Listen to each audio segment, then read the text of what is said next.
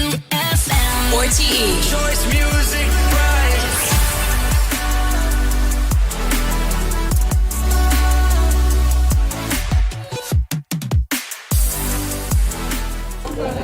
One, two, 1, 2. Hi, folks.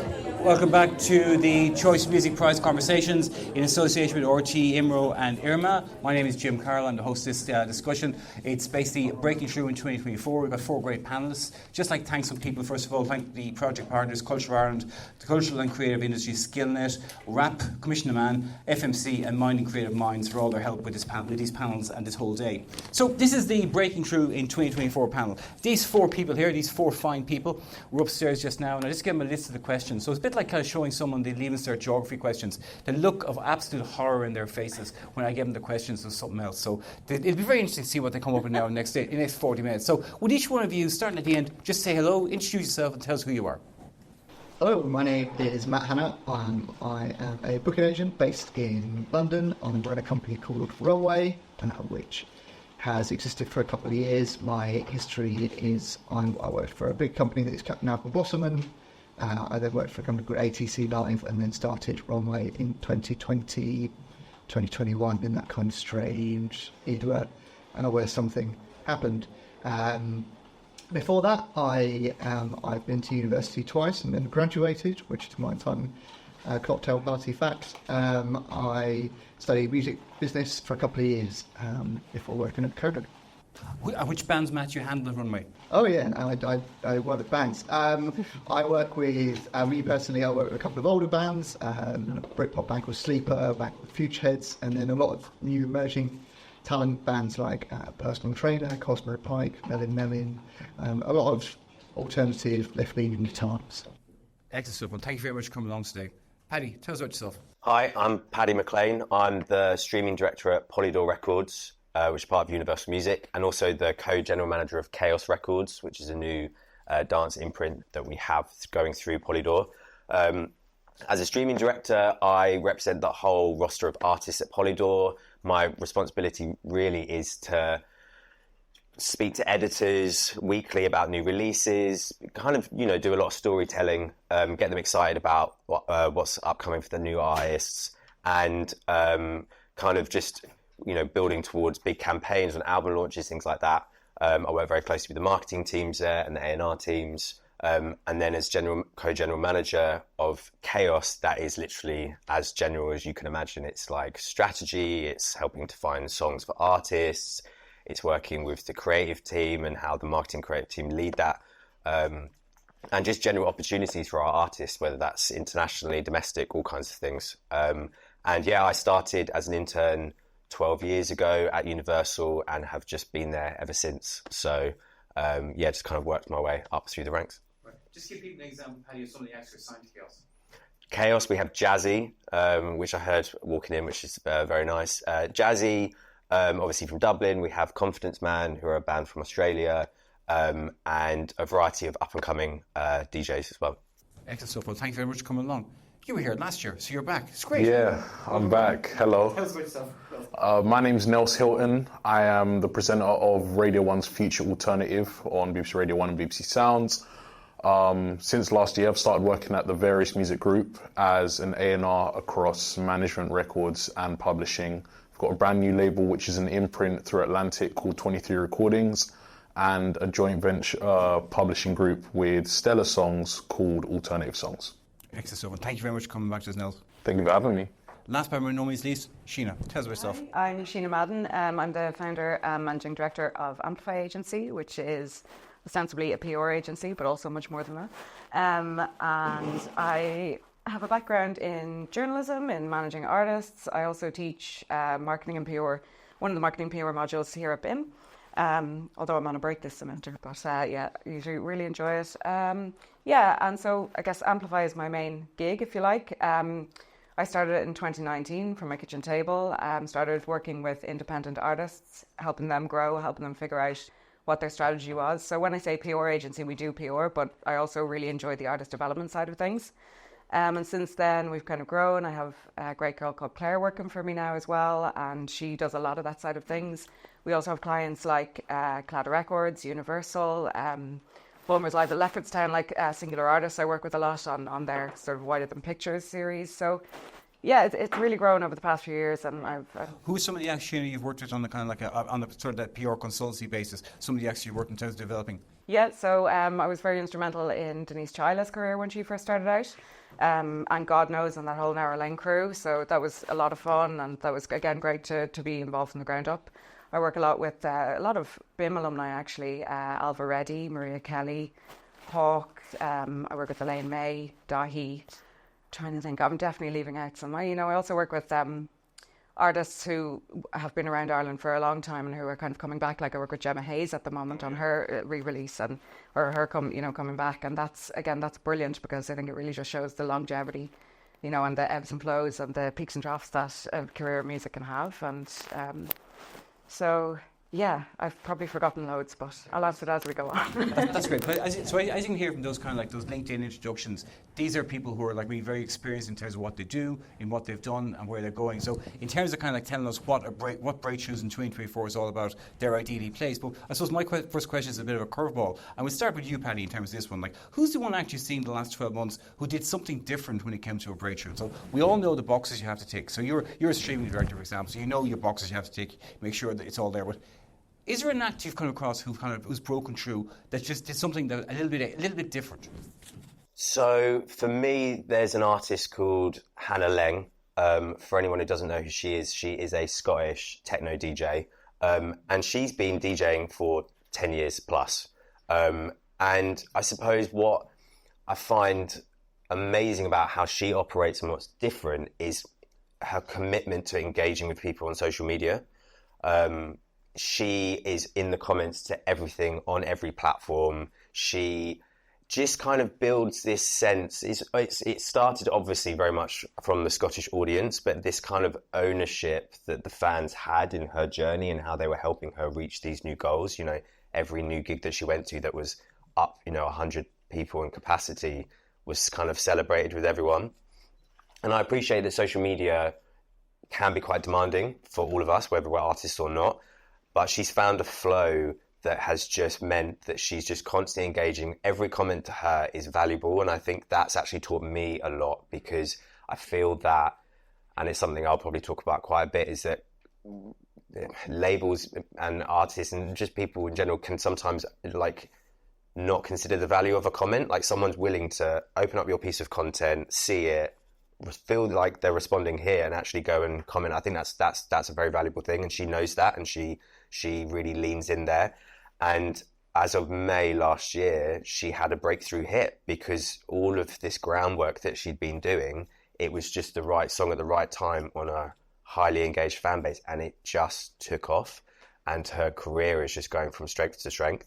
And for being at Polydor for coming up to 8 years, it's really refreshing to still be learning and to see an artist like herself come through and teach me the value of something like that. That's a really important point, which you say as well about that responding to the comments. I mean, I remember when I used to do kind of a blog. The thing that kind of blew my mind was readers' comments all the time, because they led you to a story. So that's great to see that you were kind of pointing out as an artist when they reacted to a comment, it kind of led to kind of fan engagement. Yeah, 100%. And you've got to remember that a lot of these people commenting are just kids and fans from all over the country and all over the world. And if you love Hannah as an artist, to then see her respond to you, that could be the difference between a fan and becoming a super fan of hers. Excellent stuff. Same question, Matt. Any acts you've seen breaking through in the last 12 months, doing things differently?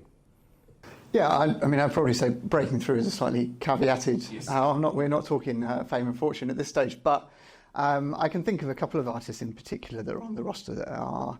I think one of the main things that we're seeing now is there's a lot more emphasis maybe on being authentic in how you present yourself, especially on social media. And I think that for some artists that just means being a four-piece band who just, maybe they go to the football at the weekend and they play gigs. But for some people that's going to be a bit more interesting. And I think embracing that side of things, we work with an artist called Babe in Morocco, who kind of sits in kind of that PC music hyper pop kind of world. And he came out of art school and has really embraced kind of this persona that he's decided to develop off the back of that.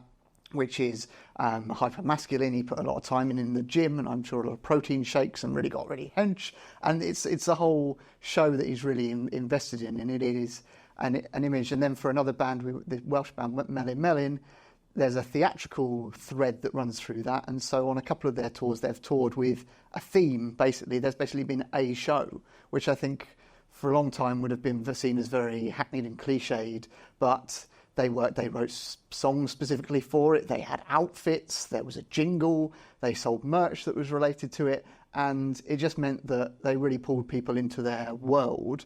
And I know, they had to start selling. There were hats on one of the tours because they were all supermarket employees, and literally by popular demand, the second tour they had to start selling the hats at merch. And I think just doing something like that, there's so many opportunities for that sort of thing. And again, they're embracing it fully. They're like, it's not hackneyed. They're embracing this fully. Yeah, you've got to do it sincerely, I think. Otherwise, and we've probably had a good 10, 15 years of, people that aren't the artists telling people what they should do and how they should be presenting themselves on social media. And we've seen how well that's gone for a lot of people.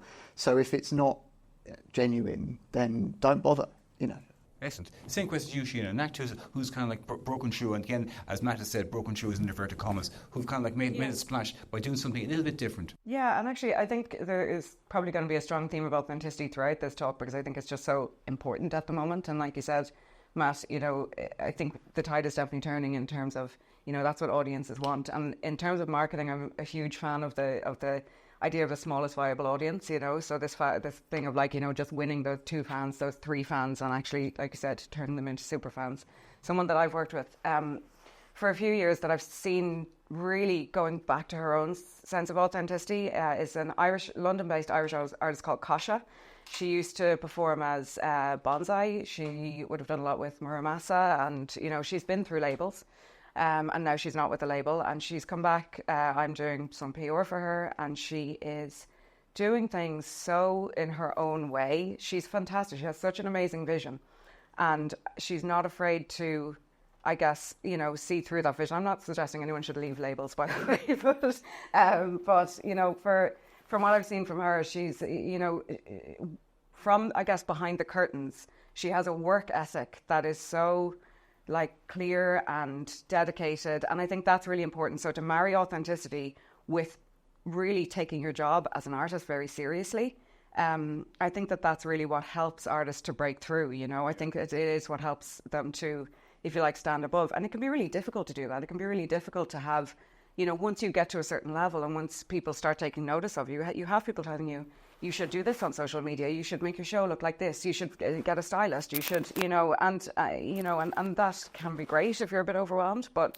I do think artists that kind of have their vision and stick to their vision and go with it, that's what people notice. And she just is someone that popped into my head about, God, the looks that she has. When someone just really kind of, she gives me this lookbook, literally, and this is of here's where I want, here's the calendar, here's she's her own manager, she's her own, and it's such a joy, I have to say, to work with somebody who's that dedicated.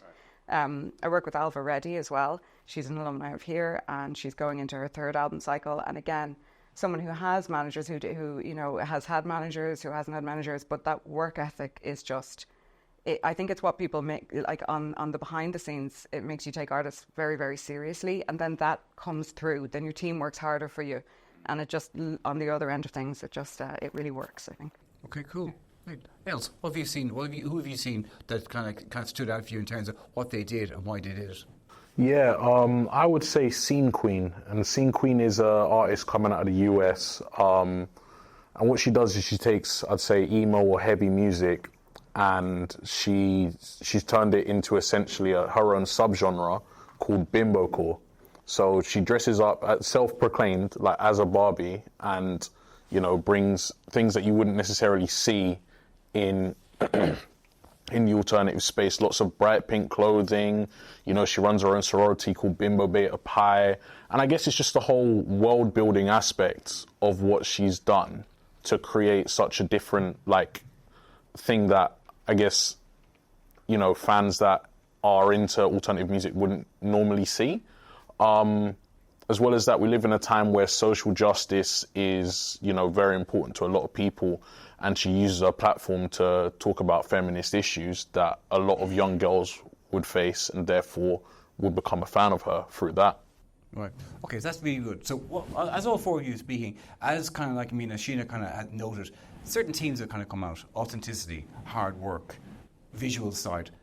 All the things you're talking about, they're applicable like 40, 50 years ago. The exact same things are kind of applicable. So when it comes to breaking through in 2024, there may be loads of bells and whistles in terms of streaming. There may be loads of bells and whistles in terms of TikTok. But it strikes me that like the kind of like the fundamentals remain sound. The fundamentals remain the same. It's about artists believing in themselves and going out to engage with fans. Am I roughly right, or am I talking through my hoop? Yeah, you're right. It is by the vastness of the internet, I would say in 2024, it's that the authenticity is taking longer. You really have to trust in your art and trust in your vision, and be steadfast that if you see something working, you keep going. Because in in the 12 years of my whole career, it's certain levers that would propel artists very quickly just don't exist anymore. Those gatekeepers have gone, and I actually believe that that's a good thing, because the success of artists and breaking artists is very much swung over to the fans themselves.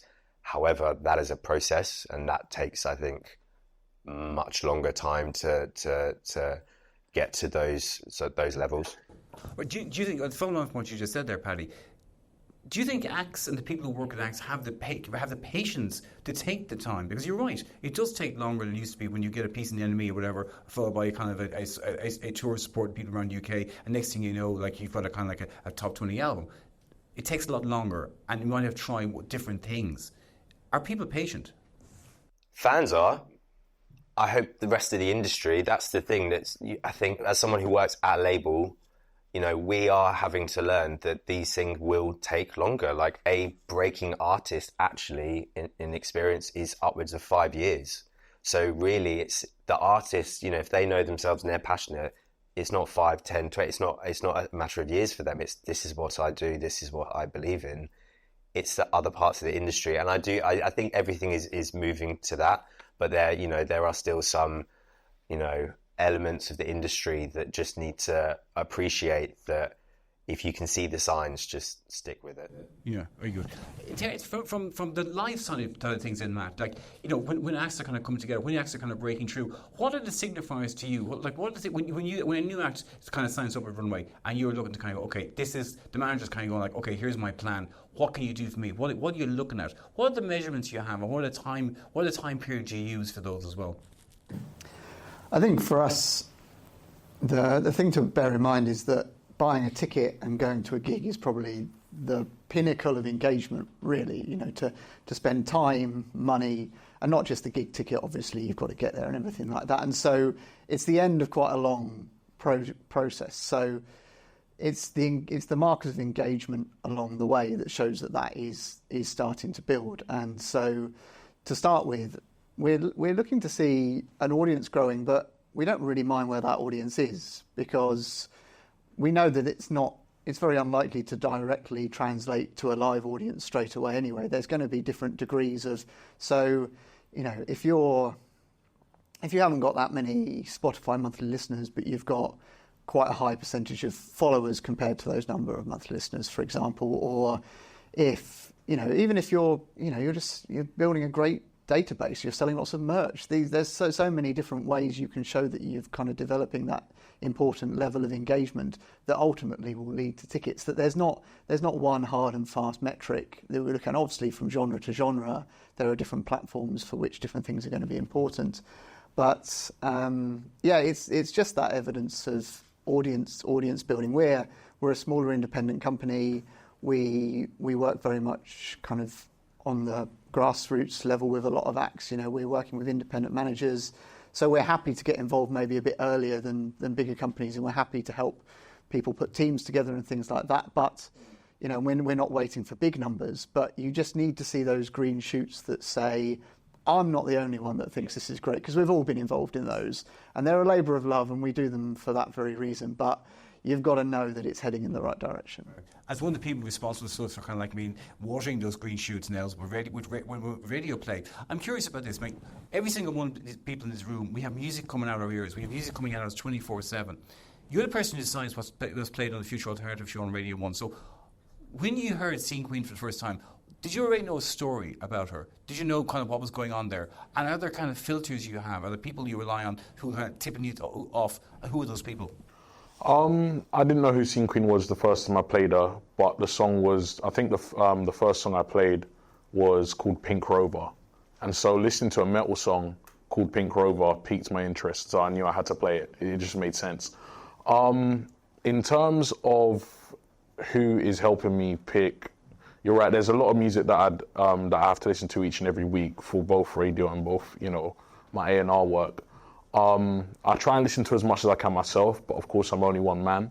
I'd say me and my producer, we have a good understanding and we have a good relationship, so we can often talk about music together and decide what we think is good enough for the show. So, and that goes for every show. I'd say the producer potentially has a say in the music, and then even backfilling at the BBC, we're very lucky to have a great team around us in BBC Introducing. So submitting through that medium allows your music to be heard by, network producers, the heads of BBC Introducing, local presenters. Those local presenters feed up to me. They tell me what they're liking and what they're listening to.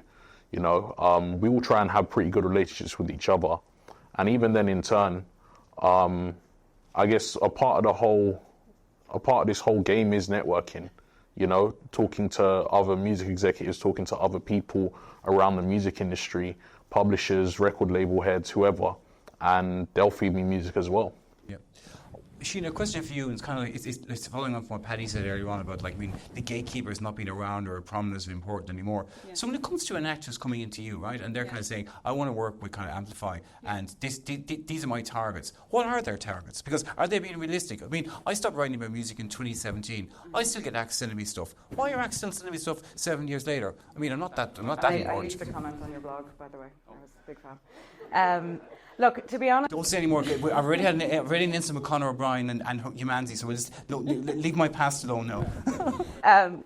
To be honest, I think PR has had to change. It's had to adapt like everybody in the music industry. It's not like the gatekeepers, like I said, are going every day, I think radio play is still massively important. But we're looking at music magazines going every day at blog stars, and they're not, I don't know how viable they are anymore. So we've had to adapt as well. Are your acts understandable with that? So...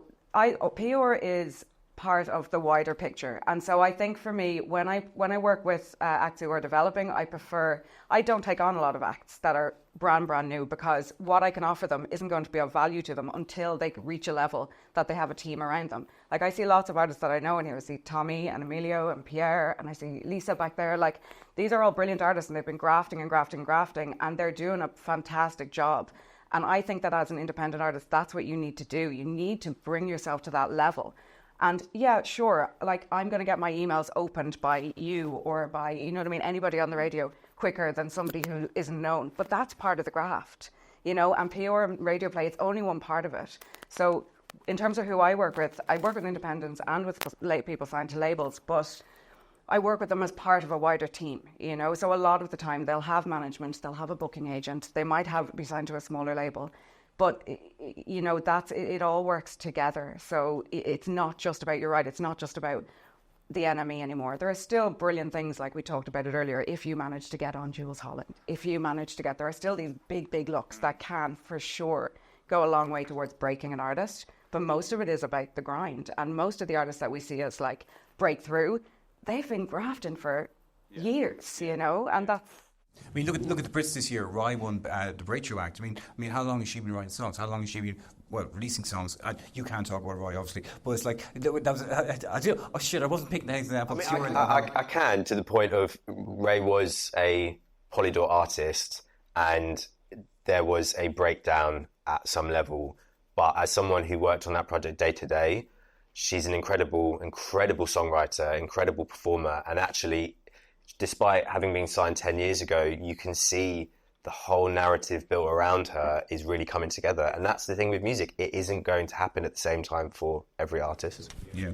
One thing I want to kind of bring it around to now is something I mentioned this upstairs. When I said the question upstairs, there's some very knowing looks and some nods from some of the people, and it was basically about kind of like the gauging and measuring the success of kind of social media. And I was talking about TikTok and things like that. So you mentioned it earlier on, Paddy. So I'm going to kind of start with you. And like this is something that like I've seen an awful lot more with acts, and we've all seen it, where acts are kicking back against social media. We talked about this with Conor O'Brien from Villages on the previous panel as well, and you know he said it's a necessary part of what they do.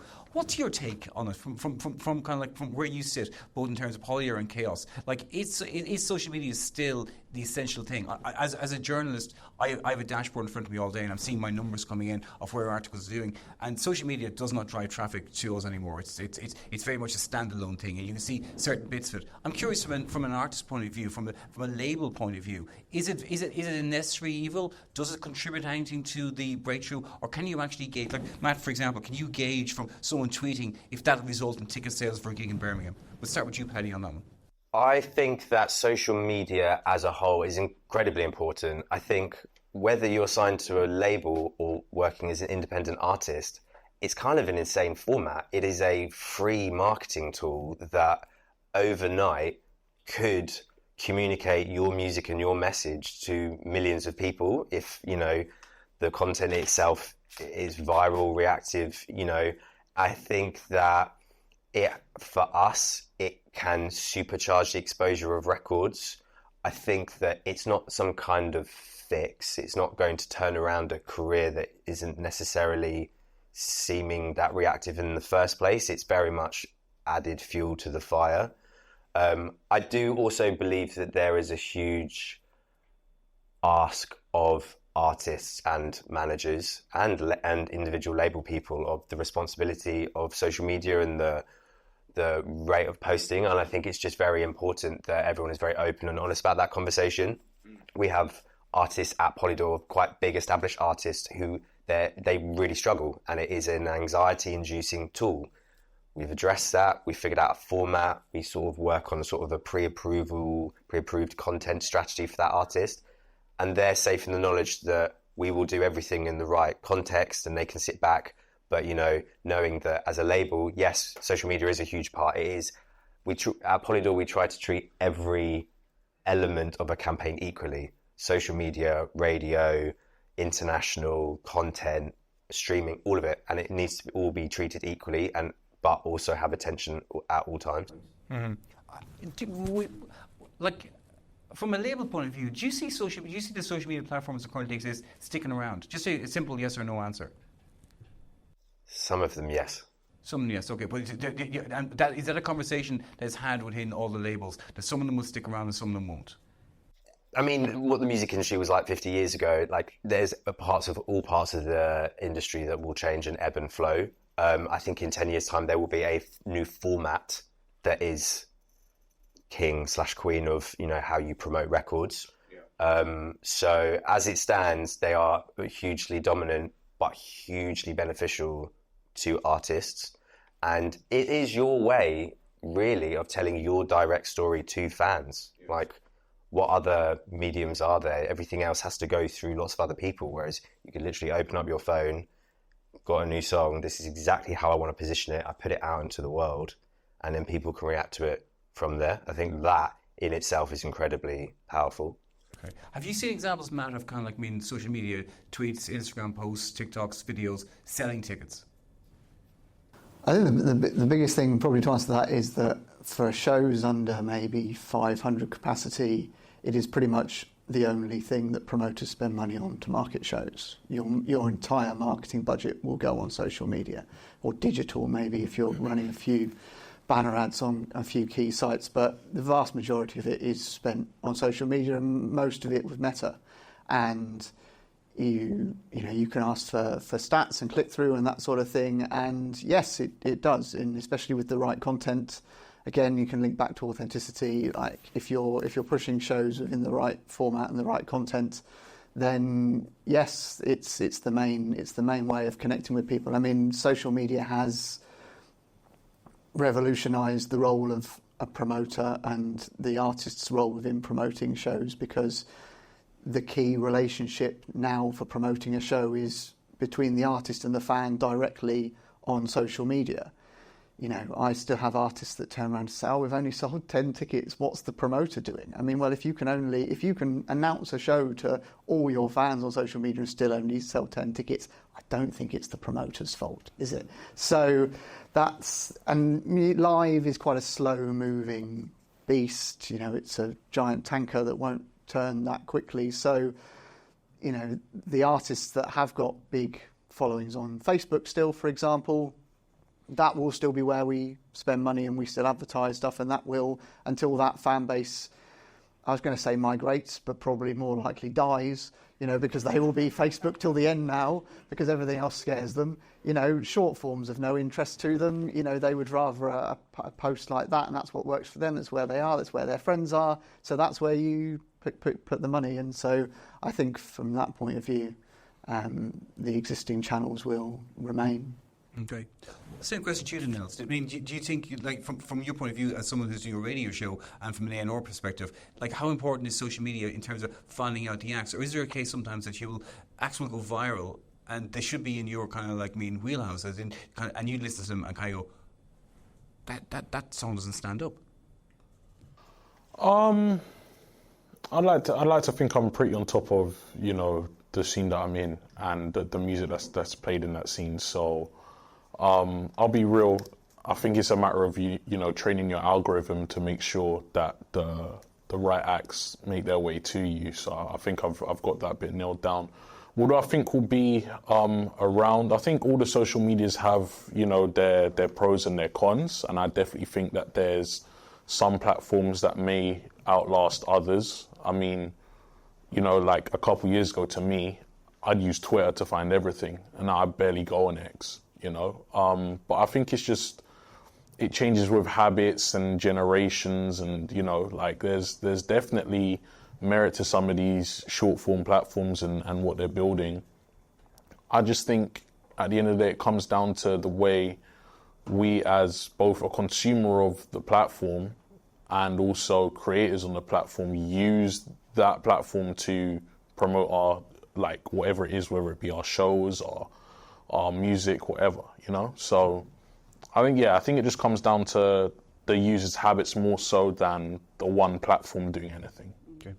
As I suspected, the time for this panel went really, really fast, and there's not much time left. I want to get some questions from the audience, so I want to move on to social media. And one last question, I want to talk about live. I want to talk about, like, I mean, the importance of live when it comes to breakthrough act. And start with you, Sheena. It's like, when the acts are coming to you, like, what do you talk? Like, what is there a live plan in place? Is there, like, I mean, are they finding people like Matt already when they're coming? Is that an important step for them? Is it a case of they're looking for you to help them to find the likes of Matt, the likes of agents? It depends. I mean, a lot of the time they would already have booking agents. Sometimes, obviously, we're working with a more emerging artist. They might not have a manager or booking agent or anything like that, so they're doing it from scratch. I think live is a hugely important piece of the jigsaw, you know, absolutely. And it's one of the things that, you know, I usually work on an album campaign or an EP campaign with an artist, so live is a major factor in that. What was the question? How important is it? It's just like, I suppose you've answered that. Yeah. In terms of, like, how important it is, in terms of like how it fits into the overall jigsaw. Yeah, I mean, like, it's massively important. Obviously, from a financial point of view as well. Obviously, the higher up you go, I mean, there's fewer and fewer ways to make money from music, which is, you know, that's another panel. But you know, obviously, live is massively important in, like you said, Matt, like, that's the end of the journey. That's that's the people who are paying to be in that room with you, or your super fans. So even if you're starting out and you can fill a room with like 50 people, you know, everyone here, you know, everyone who goes to BIM, they do that, and there's such a vibrant music scene in Dublin and in Ireland, you know, that's it's hugely important. They're your fans, like, you know. And interestingly, just even on the social media side of things, I think, look, music is more democratic than ever before, and that's a good thing, but also it means that we have so much of it to wade through. And like, even, you know, yourself, when you're looking into, when you're like, what am I going to listen to today? We're going back to nostalgia because we're like, I don't know, there's too much choice, you know. So I do think there's always going to be room for, I hate the word gatekeepers, but I do think tastemakers will always be needed, you know. So I just think, I'm getting off topic for the question you asked, but I do think the music industry is just changing so rapidly, like, you know, and It's interesting time to be honest. I can imagine from your point of view, Nels, that the live thing matters an awful lot in terms of, like, being like metal hardcore bands.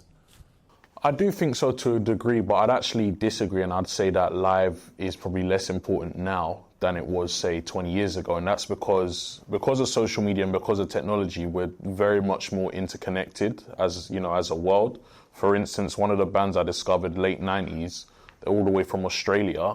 I'd never heard of them until I stumbled upon a Spotify playlist. I've never seen them live, but they've become one of the regular acts that grace my show. They've grown to, I think it's like 250,000 monthly listeners at the moment, And with where I think technology is going, you look at what Meta are doing, what Apple are doing with, the Vision Pro. How long is it till we're sitting in our front rooms watching people, with our headsets on, watching people at a show?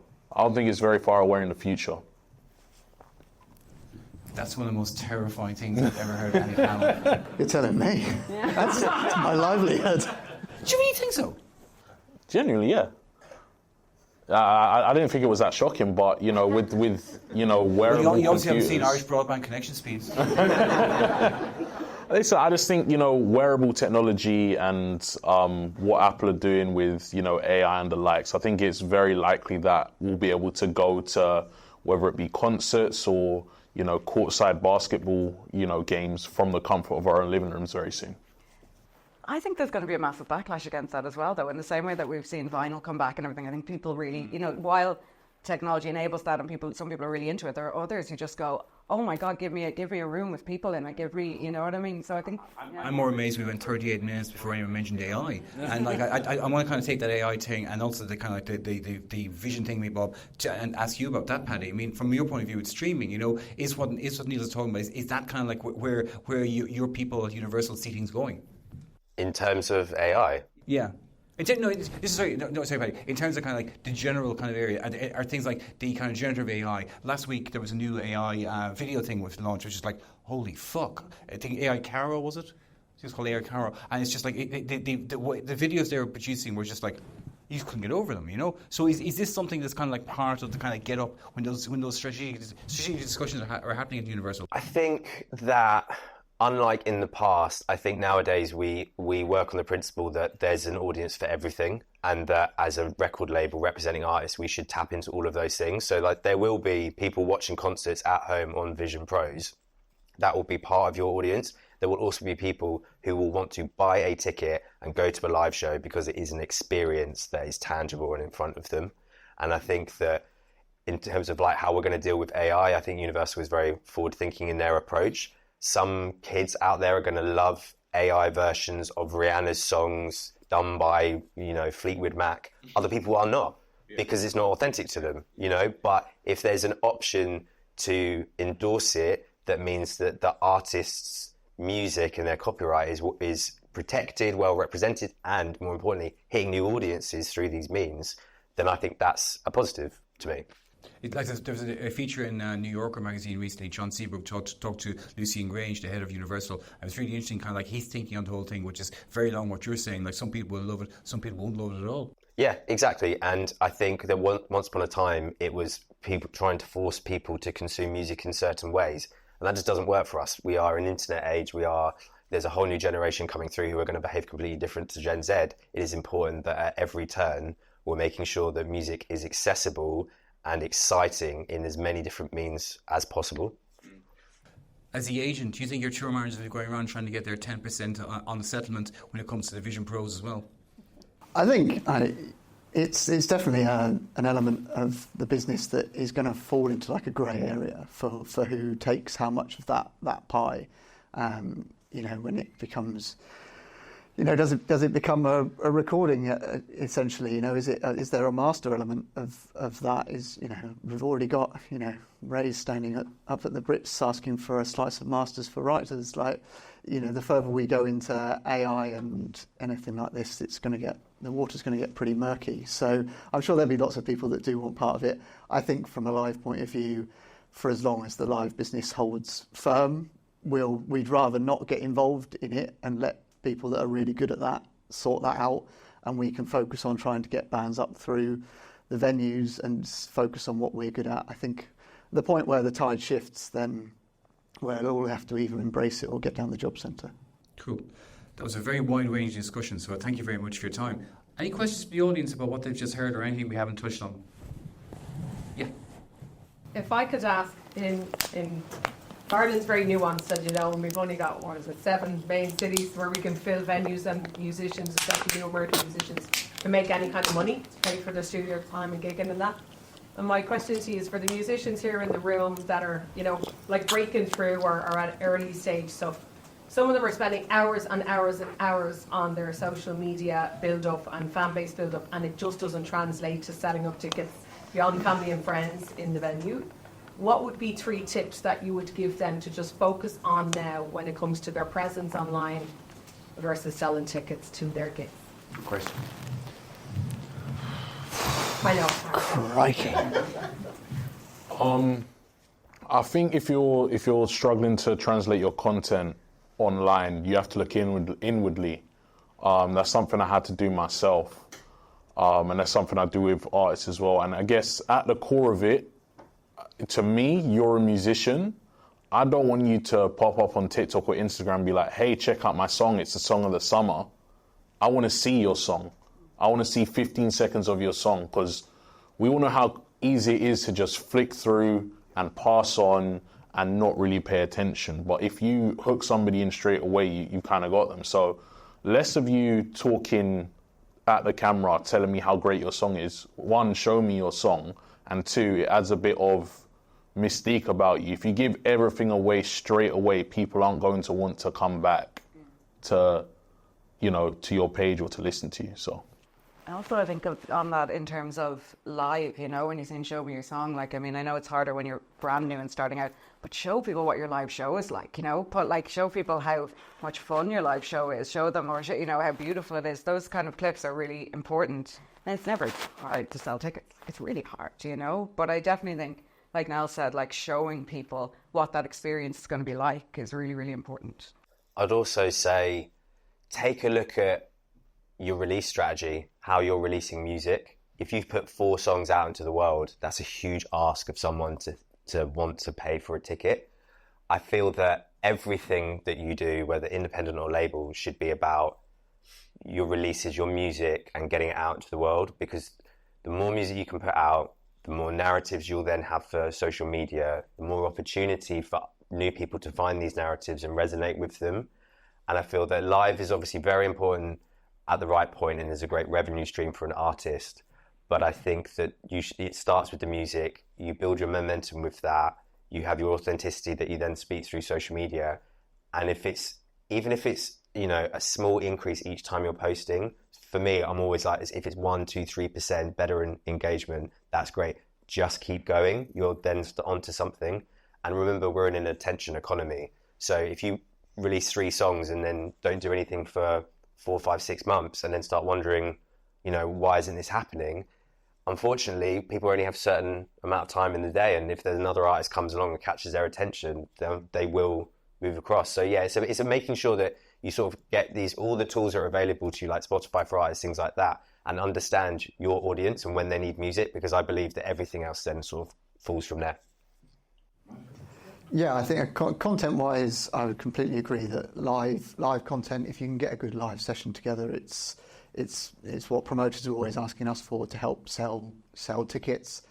And I think you can take a lot of this advice offline as well, in terms if you are playing those gigs, and yes, maybe people haven't turned up as you would have hoped, but you can take the engagement and all these kind of things we've been talking about, especially in a social media context, and you can apply that to the night. You can be amazing live. You can play, but then you can have, make sure you've got some merch to sell. Make sure you're at the merch table. Make sure you're engaging with people on the night. So yes, maybe only 6 people come, but if it's a night they will never forget, then they will all bring a friend the next time. And yes, you're not going to come back next week. It's not, but if you've got something lined up for another 6, 9 months down the road, you can just build it slowly that way, in exactly the same way you might be applying to your social media strategy.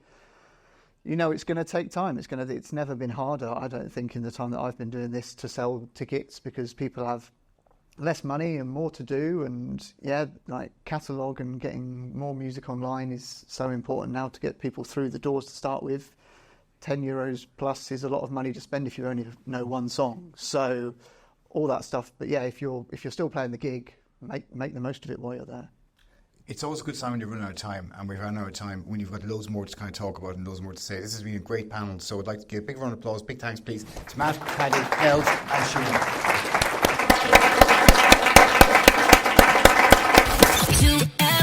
RTE Choice Music